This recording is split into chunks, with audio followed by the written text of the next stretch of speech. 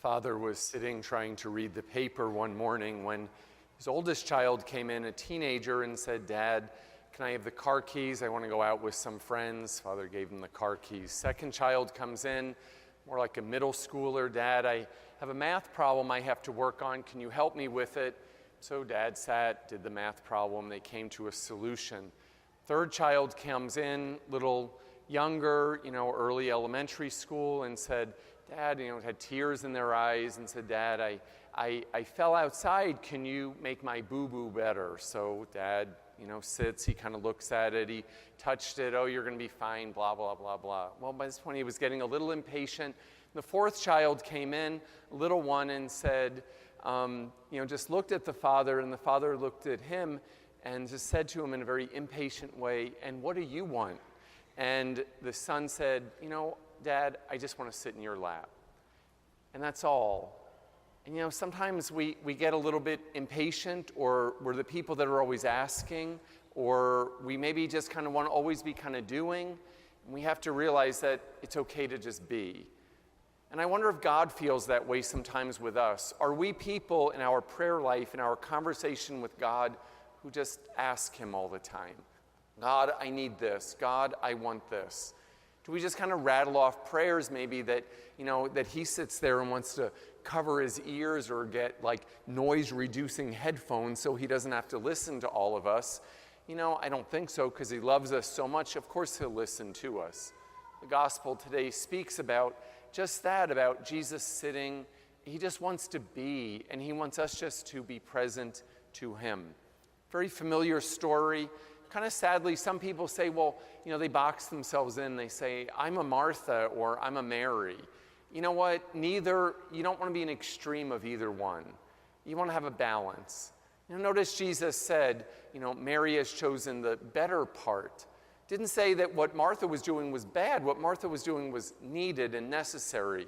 She welcomed him. She did the inviting. She prepared everything. She was making sure the food was there. It's all good stuff. But she was a little too focused on that. Mary, though, did sit with Jesus and was present to him. And that's really what he asks for. That's what he's asking for of each one of us, is to be present to him. We see here like a real difference between being active or being contemplative. Active meaning we're constantly doing, maybe even in our prayer life, our spiritual life, our faith life, but yet we never really take time to contemplate the goodness of God. Contemplate really who God is. Maybe kind of just take that opportunity to leave behind the daily tasks and say, I'm going to concentrate just on the beauty of God's presence in my life, the grace that he pours out upon us. Maybe we need to take the opportunity to say, well, there's a difference between doing and there's a difference between being. And am I more of that doer, or do I know even how to just be, especially during these summer months? I think about families, and I think about families, some that are just extremely overscheduled. Starting in like February, some parents start saying, well, gosh, what camps are my children going to go to this summer? How can we keep them busy? Well, I remember summertime, we went to a camp here and there, but basically, we were home. And it was okay to just be home. We go to an awful lot of work to make our homes places that are nice, places where we're comfortable, places where we feel we can live in. But then sometimes whenever there's time off from school, people are going away. They're constantly scheduled. I remembered in the summertime, it was a great opportunity to just kind of be as a family, sit around in the morning, watch TV, do something. We'd have maybe something planned in the day, but it's okay to just sort of be and be a family. Your children will remember those times. I always remember the time that we, went canoeing up on Long Island. My mother took the 3 boys out canoeing. She was pretty brave, I think, to go in the middle of the afternoon. I remember the cold winter night where we saw in the paper, in the little magazine, something about making pretzels. And our family, that's kind of what we did. We sat and we just were there. As we got older, maybe just being around on a Sunday afternoon, enjoying the pool, just being who we are, taking a nap off on the side. It's okay. That's what the summer is all about. And that's kind of what I think Jesus is saying today. Also, we can apply this to our prayer life because some people say prayers, other people listen to Jesus. Are we somebody that has this incredible litany of prayers? Oh, Father, I say 3 rosaries a day. I do the Divine Mercy. I do all the daily readings. I say all of these other prayers that I have absolutely no idea what the words mean, but I say them anyway, and aren't I holy? Well, I'm sure that you are. You're making time for God, but God wants to know what's in our heart. He doesn't want to just know what we're rattling off on our lips. He wants to know what's here, what's happening inside, what's going on inside of ourselves that we can be present to him. And it's a discipline, there's no doubt. And if you say, okay, I'm just going to sit and I'm going to listen to Jesus today.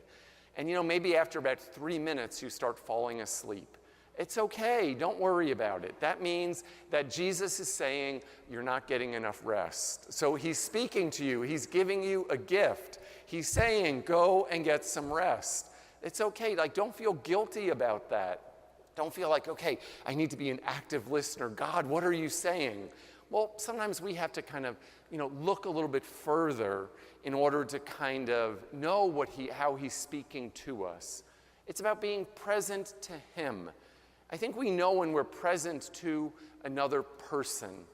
And I see this, I've mentioned this before, that I see a lot of families today. I especially worry about our young people. I love technology. I have no problem with technology. But I do have a problem with when people are together and they're all on their phones. That just makes no sense. When they're there and they're, especially teenagers, and it's not that I'm getting on you about this today, but how about being present to one another? I've heard of kids being in the car together and they're texting one another because they don't want mom or dad to hear what they're saying. Well, if you're doing that, then what you're texting is wrong. Because if you're worried about what mom and dad are going to think or hear, well, then, you might want to just say it out loud or put on a filter. That's very important. Put on that filter. This summer, there's this rage. You see people around, you hear it on the news, this whole Pokemon app. It kind of resurrected Pokemon. I thought Pokemon was dead years ago. I couldn't believe it. I remembered it was all these cards and kids all over the place trading cards and all this. Okay, that's great. Well, we've seen them here on the campus. There's groups of kids around.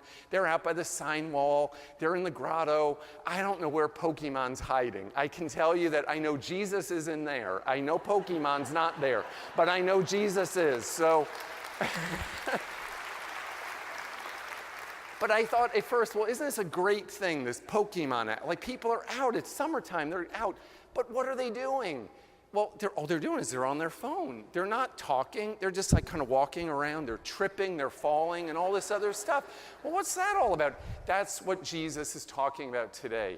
Being present to one another, being present to him, being present to the gift of just being, of enjoying the gift of life that God gave to us, because he's given us such a great life. And he wants to be a part of that life. He's constantly knocking on our door. At all moments of every day, he's knocking on our door. We don't want to be the only one that's knocking always on his door when we want something, like the children with the Father.